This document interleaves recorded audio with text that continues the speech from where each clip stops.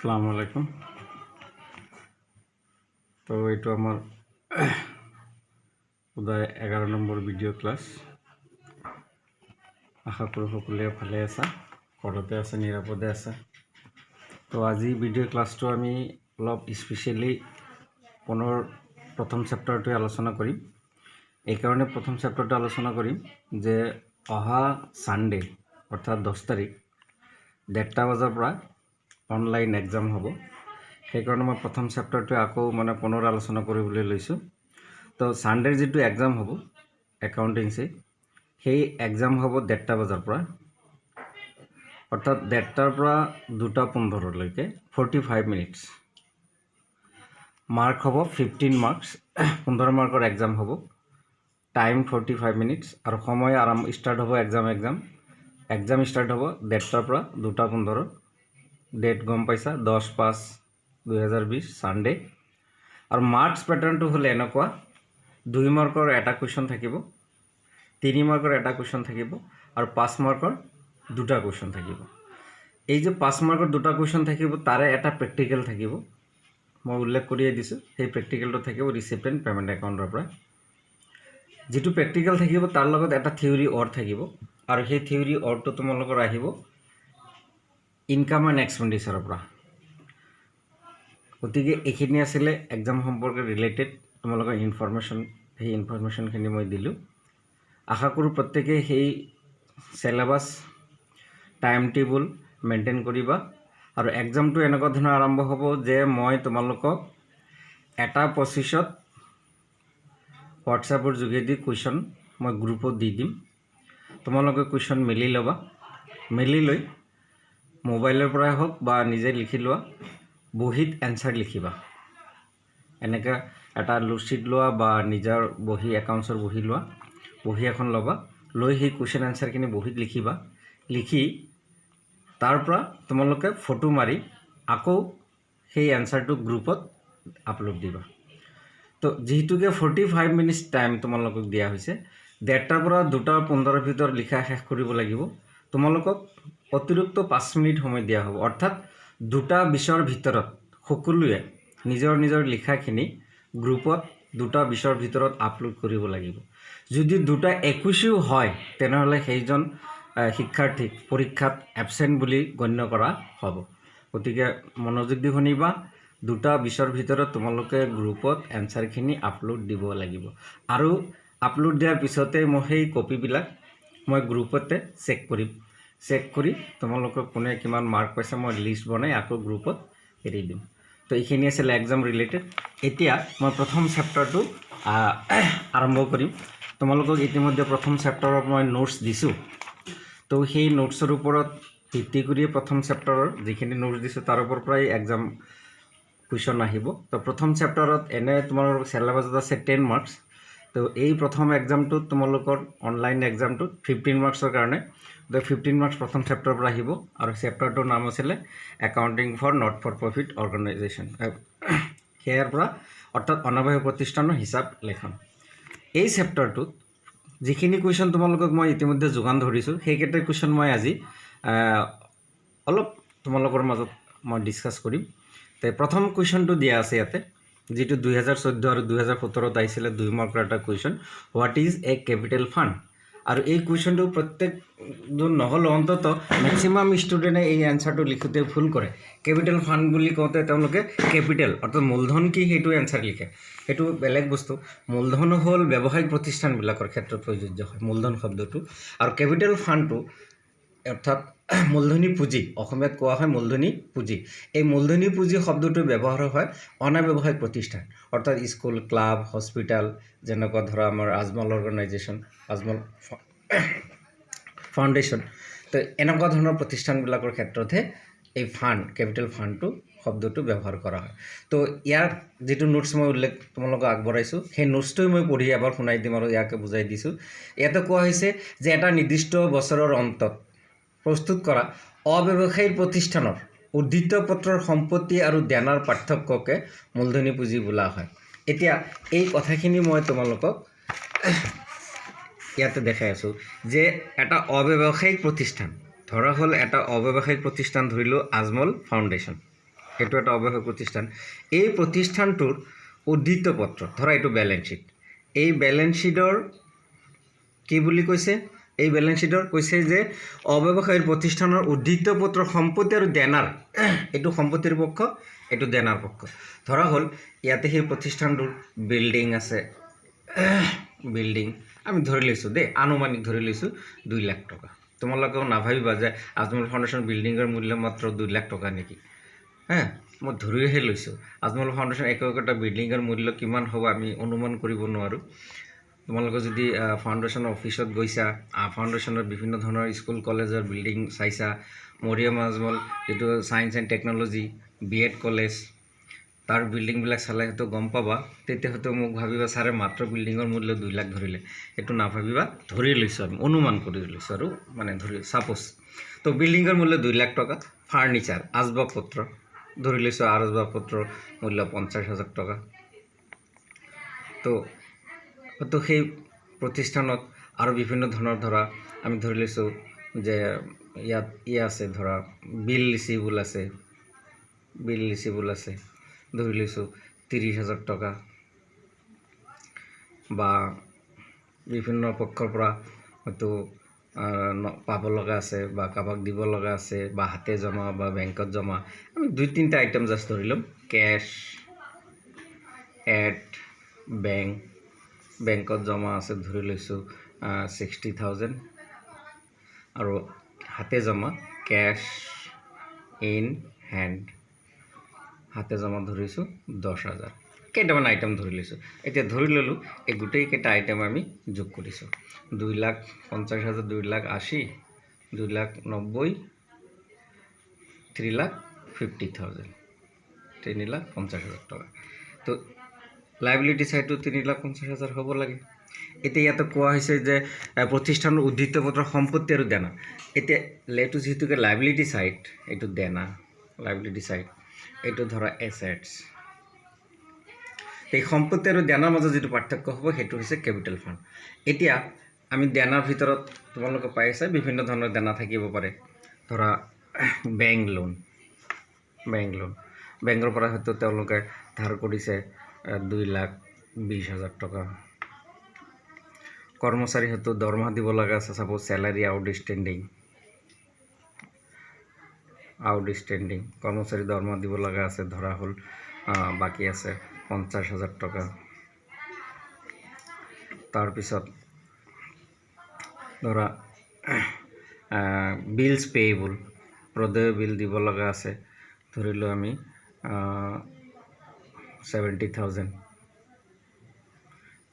কিমান হ'ল 2,20,000 50 2,70,000 3,40,000 টকা এতিয়া ডিফাৰেন্স হ'ল মাত্ৰ 10,000 টকা অৰ্থাৎ এই সম্পত্তি আৰু দেনাৰ মাজত যিটো পাৰ্থক্য দেখা গ'ল সম্পত্তিৰ তুলনাত দেনাৰ পৰিমাণ অলপ কম এই যিটো ডিফাৰেন্স সেইটোৰ নামেই হৈছে কেপিটেল ফাণ্ড মূলধনী পুঁজি এই মূলধনী পুঁজি প্ৰত্যেক বছৰৰ শেষত যিটো উদ্ধৃত পত্ৰ প্ৰস্তুত কৰে সেই উদ্ধৃত পত্ৰ সম্পত্তি আৰু দেনাৰ যিটো ডিফাৰেন্স হয় পাৰ্থক্য সেই পাৰ্থক্যটো মূলধনী পুঁজি বুলি কোৱা হয় আৰু সেই মূলধনী পুঁজিৰে অনাব্যৱসায়িক প্ৰতিষ্ঠানৰ পুঁজি তেওঁলোকে জমা কৰে পুঁজি একত্ৰিত কৰে তো সেই সংজ্ঞাটো ইয়াতে দিয়া হৈছে যে এটা নিৰ্দিষ্ট বছৰৰ অন্তত প্ৰস্তুত কৰা অব্যৱসায়িক প্ৰতিষ্ঠানৰ উদ্ধৃত পত্ৰ সম্পত্তি আৰু দেনাৰ পাৰ্থক্য মূলধনী পুঁজি বোলা হয় তো অব্যৱসায়িক প্ৰতিষ্ঠানবিলাকৰ কোনো মূলধনী হিচাপ নাথাকে অৰ্থাৎ কেপিটেল একাউণ্ট নাথাকে কি থাকে তাৰমানে তেওঁলোকৰ থাকে মূলধনী পুঁজি তা আয় ব্যয় হিচাপৰ সামৰণিত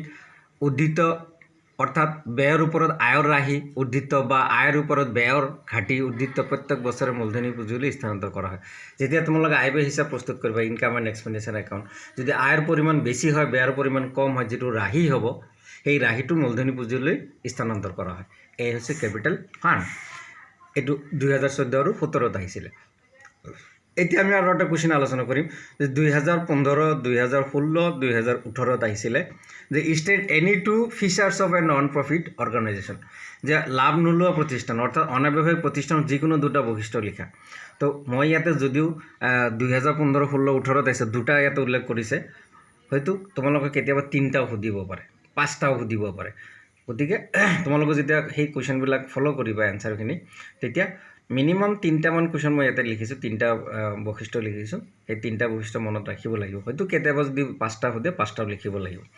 তো ইয়াতে কোৱা হৈছে লাভ নোলোৱা প্ৰতিষ্ঠানৰ বৈশিষ্ট্য তলত উল্লেখ কৰা হ'ল। অনালাভকাৰী প্ৰতিষ্ঠানসমূহ লাভ অৰ্জনৰ উদ্দেশ্যে গঠন কৰা নহয়, সেয়ে ইয়াৰ সভ্যসকলে তেওঁলোকে আগবঢ়োৱা সেৱাৰ বাবে কোনো লাভাংশ নাপায়।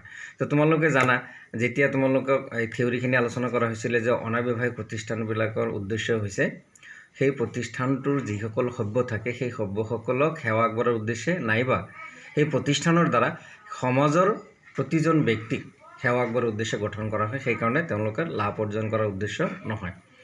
2 নম্বৰ কোৱা হৈছে সমাজত সভ্যসকলে সেৱা আগবঢ়োৱাটোৱেই হৈছে অনালাভকাৰী প্ৰতিষ্ঠানৰ মূল উদ্দেশ্য। যেনে তোমালোকৰ যদি ধৰি লোৱা আজমল ফাউণ্ডেশ্যন, তো আজমল ফাউণ্ডেশ্যনৰ মুখ্য উদ্দেশ্য হৈছে জনসাধাৰণক সেৱা আগবঢ়োৱা। যেনে স্কুল, কলেজ, হস্পিটেল বিভিন্ন সময়ত বানপানীৰ সময়ত, খৰাং পীড়িত সময়ত, এনে কোনো দুৰ্যোগৰ সময়ত, যেনে বৰ্তমান COVID-19 যিটো ভাৰতবৰ্ষত গোটেই ভাৰতবৰ্ষত লকডাউন চলি আছে, তাৰ লগত অসমতো লকডাউন চলি আছে। সেই অসমৰ বিভিন্ন প্ৰান্তত থকা যিখিনি মানে অনাহাৰত থকা মানুহ বা বেৰোজগাৰ হৈ আছে, উপাৰ্জন কৰিব পৰা নাই, ঘৰত ৰেচন পাতি নোহোৱা হৈ গৈছে, তেনেকুৱা ধৰণৰ ব্যক্তিসকললৈ এই ফাউণ্ডেশ্যনে কি কৰিছে বিপদৰ সময়ত সহায়ৰ হাত আগবঢ়াইছে। তো এই হৈছে সমাজ তথা সভ্যসকলক সেৱা আগবঢ়োৱা, এইটো উদ্দেশ্যে গঠন কৰা হয়। অনালাভকাৰী প্ৰতিষ্ঠানৰ মালিকী স্বত্বৰ সালসলনি নহয়, কাৰণ ইয়াৰ নিৰ্দিষ্ট কোনো মালিকেই নাথাকে, সেইকাৰণে অনালাভকাৰী প্ৰতিষ্ঠানৰ কোনো মালিকৰ সালসলনি নহয়। গতিকে এই আছিলে অনাব্যৱসায়িক প্ৰতিষ্ঠানৰ বৈশিষ্ট্য। এতিয়া 2016ত এটা কুৱেশ্যন আহিছে যে state the meaning of not for profit organisation, যে লাভ নোলোৱা প্ৰতিষ্ঠানৰ অৰ্থ লিখা। অৰ্থাৎ এই কুৱেশ্যনটো আলোচনা কৰাৰ আগতে মই তোমালোকক ইয়াতে দেখাই আছোঁ যে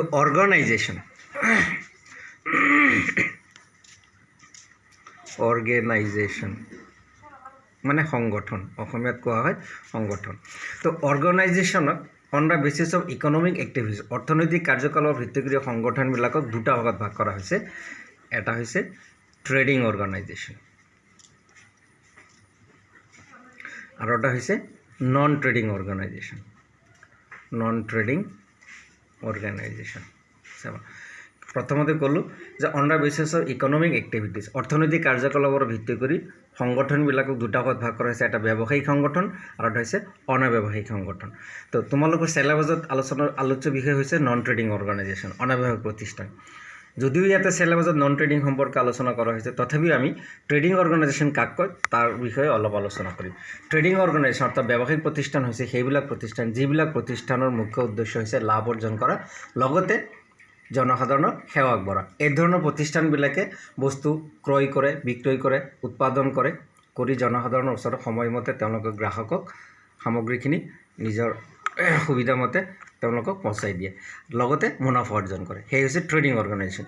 আৰু নন ট্ৰেডিং অৰ্গেনাইজেশ্যন হৈছে এই সম্পৰ্কে আমি ইয়াতে আলোচনা কৰি আছোঁ অনাব্যৱসায়িক প্ৰতিষ্ঠান বা লাভ নোলোৱা প্ৰতিষ্ঠানৰ অৰ্থ।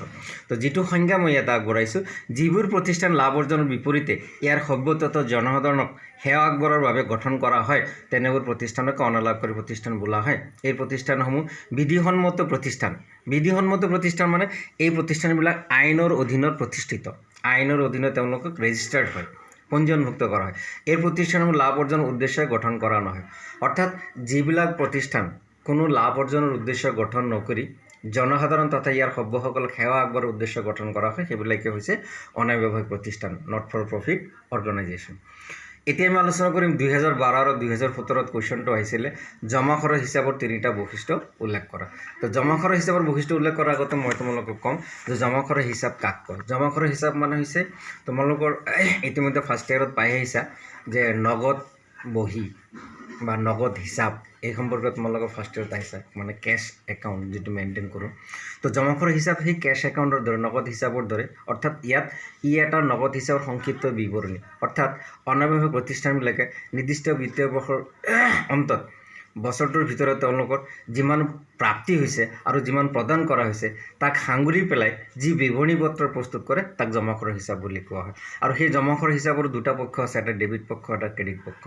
ডেবিট পক্ষত আমি সাধাৰণতে ৰিচিপ্ট প্ৰাপ্তি লিখোঁ আৰু ক্ৰেডিট পক্ষত আমি লিখোঁ পে'মেণ্ট অৰ্থাৎ প্ৰদান।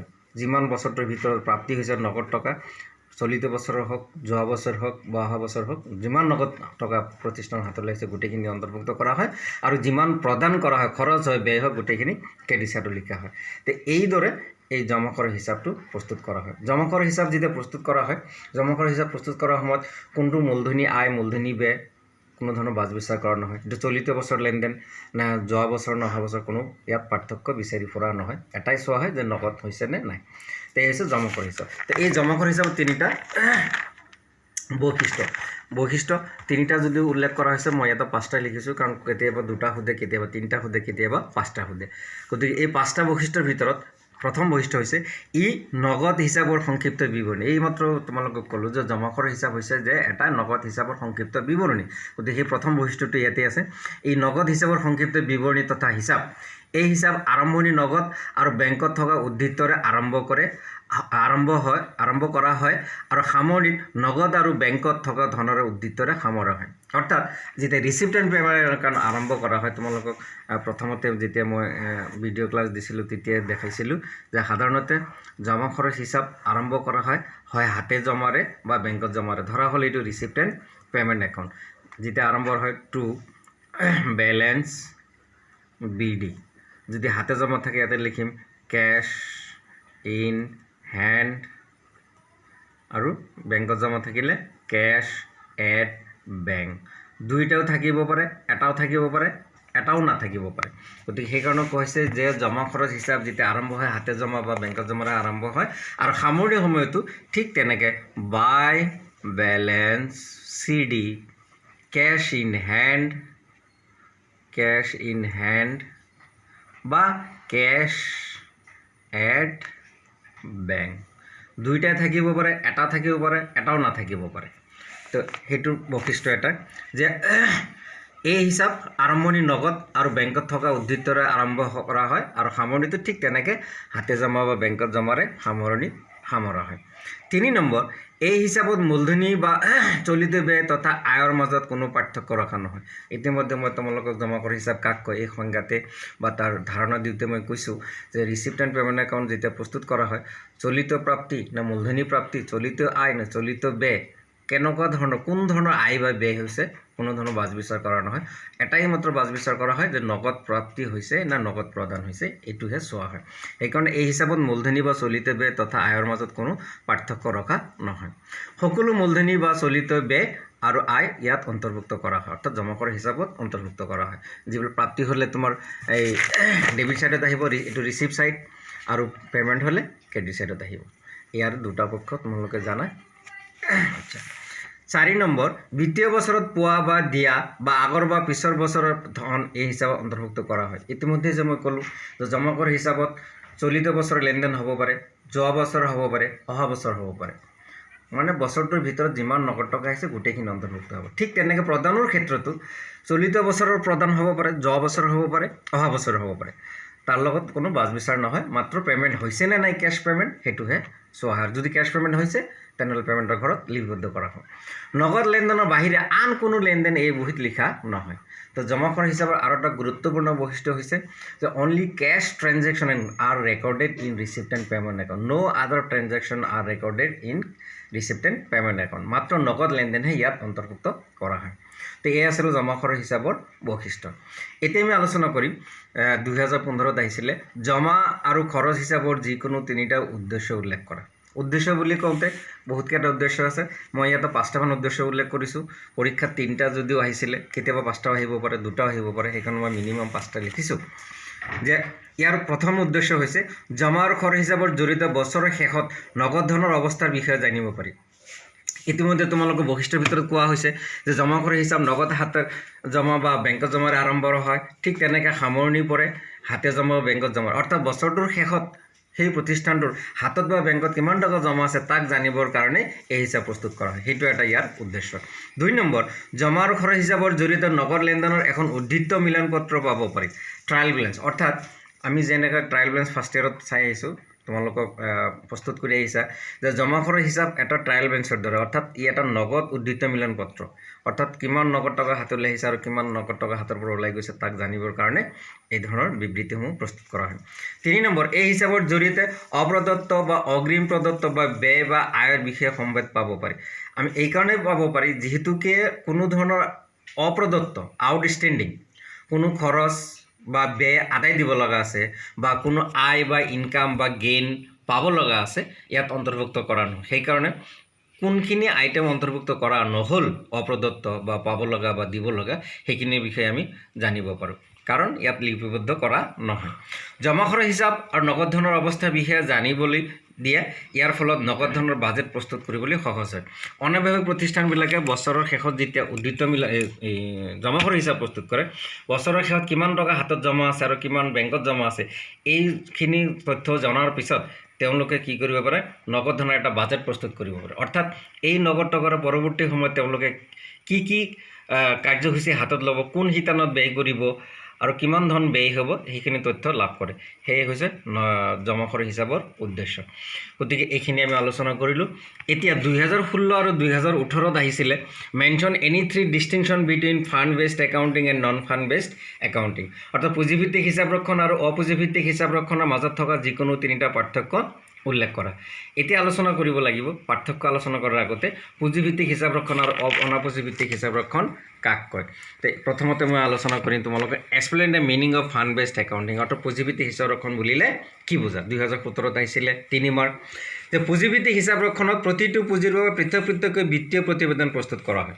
অৰ্থাৎ এই হিচাপৰ জৰিয়তে কি কৰা হয়, প্ৰতিটো পুঁজিৰ বাবে পৃথকৈ পৃথকৈ হিচাপ ৰাখিব লাগে, খুলিব লাগে। যেনে লাইব্ৰেৰী ফাণ্ড, বিল্ডিং ফাণ্ড, এটা প্ৰত্যেকৰ কাৰণে এটা ছেপাৰেটকৈ হিচাপ খুলিব লগা হয়।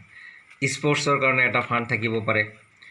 সেইকাৰণে প্ৰতিটো পুঁজিৰ কাৰণে যেতিয়া পৃথকৈ পৃথকৰ হিচাপবিলাক প্ৰস্তুত কৰা হয় আৰু সেই পুঁজিত হোৱা আয় বা ব্যয় তাতে ডেবিট বা ক্ৰেডিট কৰা হয়, এই ধৰণৰ যেতিয়া হিচাপবিলাক ৰখা হয় তেতিয়া তাক পুঁজিভিত্তিক হিচাপ ৰক্ষণ বুলি কোৱা হয়। যাৰ সংজ্ঞাটো এই ধৰণে দিছে, পুঁজিভিত্তিক হিচাপ ৰক্ষণৰ প্ৰতিটো পুঁজিৰ বাবে পৃথক পৃথককৈ বিত্তীয় প্ৰতিবেদন প্ৰস্তুত কৰা হয় আৰু প্ৰতিটো পৃথক সীমাবদ্ধ পুঁজিৰ বাবে পৃথক পৃথককৈ কৰা আয় ব্যয় হিচাপ ৰক্ষণেই পুঁজিভিত্তিক হিচাপ ৰক্ষণ বোলা হয়। এই পুঁজিভিত্তিক হিচাপ ৰক্ষণ ব্যৱস্থাত কোনো নিৰ্দিষ্ট উদ্দেশ্য সংগ্ৰহ কৰা বা প্ৰাপ্ত হোৱা পুঁজিৰ হিচাপ লিপিবদ্ধ কৰিবৰ বাবে এটা বিশেষ মূলধনী পুঁজি কেপিটেল ফাণ্ড হিচাপে খোলা হয়। অৰ্থাৎ এই পুঁজি যেতিয়া খোলা হয়, এই পুঁজিৰ জৰিয়তে যিবোৰ আয় হ'লে সেই পুঁজিতে ক্ৰেডিট হ'ব আৰু ব্যয় হ'লে এই পুঁজিৰ পৰাই ডেবিট হয়। এই হৈছে ফাণ্ড বেছড একাউণ্টিং। আৰু নন ফাণ্ড বেছড যিটো একাউণ্টিং অনাপুঁজিভিত্তিক, ইয়াত কোনো পুঁজিৰ কাৰণে পৃথককৈ হিচাপ খোলা নহয়। সেইকাৰণে কৈছে অনাপুঁজিভিত্তিক হিচাপ এখন কোনো বিশেষ কামৰ বাবে পৃথককৈ পুঁজি হিচাপ খোলা নহয়। যেনে library fund, building fund, sports fund, ইয়াৰ কাৰণে কোনো ছেপাৰেটকৈ ফাণ্ড খোলা নহয়। যেনে জেনেৰেলি যেনেকৈ সকলো কামতে ব্যৱহাৰ কৰিব পাৰি, অনাপুঁজিভিত্তিক যিটো পুঁজি যিকোনো কামতে যিকোনো সময়ত ব্যৱহাৰ কৰিব পাৰি।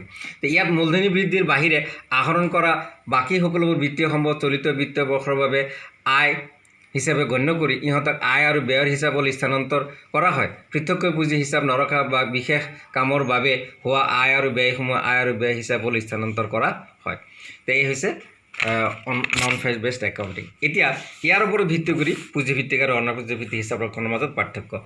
3 মাৰ্কৰ কাৰণে আহিছিলে, হয়তো 5 মাৰ্কৰ আহিব পাৰে, 2 মাৰ্কৰ আহিব পাৰে। সেইকাৰণে মই 5টা পাৰ্থক্য তোমালোকক আগবঢ়াইছোঁ।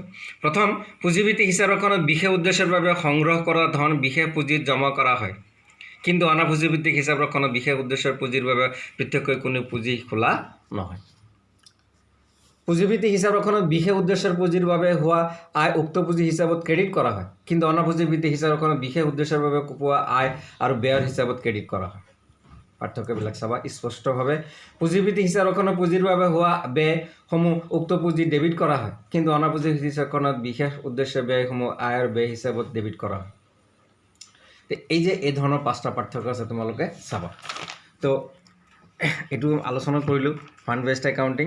2012, 16, 17 আহিছিলে জমাখৰৰ হিচাপ আৰু আয় ব্যয় হিচাপৰ মাজত থকা 5টা পাৰ্থক্য উল্লেখ কৰা। আয় ব্যয় আৰু জমাখৰৰ হিচাপৰ মাজত থকা 5টা পাৰ্থক্য।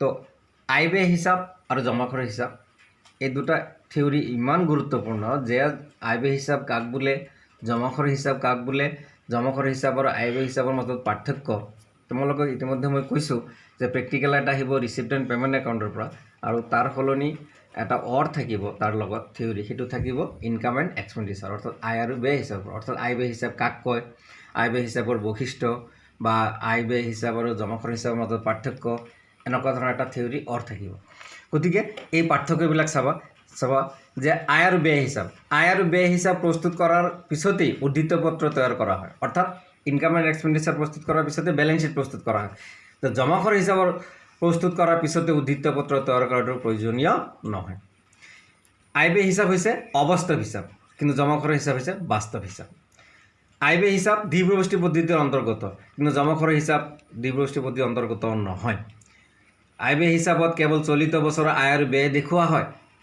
কিন্তু জমাখৰ হিচাপত চলিত বছৰ উপৰি অন্যান্য বছৰৰ নগদ লেনদেনসমূহ দেখুওৱা হয় আয় ব্যয় হিচাপৰ সামান্য উদ্ধৃত আয় আৰু ব্যয় পাৰ্থক্য বুজায় অৰ্থাৎ ৰাহি বা ঘাটি হ'ব পাৰে কিন্তু জমাখৰ হিচাপত সামান্য উদ্ধৃতে হাতে জমা বা বেংকত থকা জমা ধনক বুজায় এই হ'ল আয় ব্যয় হিচাপৰ মাজত পাৰ্থক্য তো তোমালোকে ভালকৈ এই থিয়ৰিখিনি প্ৰথম চেপ্টাৰ থিয়ৰিখিনি চাবা মই আৰু বেছি আলোচনা নকৰোঁ তো আশা কৰোঁ প্ৰথম চেপ্টাৰত যিখিনি থিয়ৰি বেছি দিছোঁ তোমালোকক বেছি এটা থিয়ৰি দিয়া নাই 14টা থিয়ৰি আছে তো এই 14 নম্বৰ কুৱেশ্যনৰ থিয়ৰিটো ইয়াতে কমপ্লিট হোৱা নাই এইটো তোমালোকৰ নেক্সট পেজত ক'ৰবাত সোমাই আছে এইটো পেজত 12 নম্বৰ পেজত লাষ্টত চাবা 5 6 এনেকৈ দিয়া আছে মাজত আকৌ 7 8 9 এনেকুৱা ধৰণৰ দিয়া আছে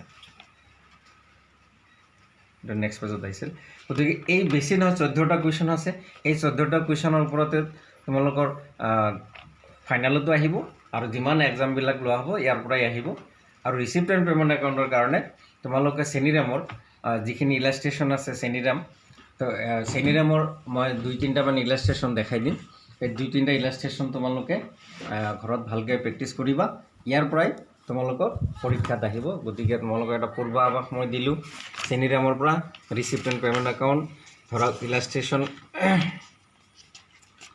এইটো হ'ল ৰিচিপ্ট এণ্ড পে'মেণ্ট একাউণ্ট ইয়াৰ পৰা দিম মই এইটো ধৰা প্ৰথম ইলাষ্ট্ৰেশ্যন 1 আছে ইলাষ্ট্ৰেশ্যন 2 আৰু ইলাষ্ট্ৰেশ্যন 3 গতিকে 3টা ইলাষ্ট্ৰেশ্যন মই বাছি দিলোঁ এই 3টাৰ পৰা যিকোনো এটা পৰীক্ষাত তোমালোকে পাবা ছানডে ইলাষ্ট্ৰেশ্যন 1 ইলাষ্ট্ৰেশ্যন 2 ইলাষ্ট্ৰেশ্যন 3 চেনিৰামৰ পৰা তো চাবা আশা কৰোঁ সকলোৱে ভালকৈ পৰীক্ষা দিবা আৰু তোমালোকৰ এটা আবেদন জনাইছোঁ অহাকালি তোমালোকৰ বাছটোৰ যিটো এক্সাম আছে গতিকে বাছটোৰ কাৰণে প্ৰিপেয়াৰ হ'ব মই ইণ্ডিভিজুৱেলি কাকো ফোন নকৰোঁ গ্ৰুপত মই মেছেজ দিছোঁ অলৰেডি বাছটোৰ কাৰণে প্ৰিপেয়াৰ হ'ব দিছোঁ আৰু আজি ভিডিঅ'ৰ জৰিয়তে তোমালোকক মই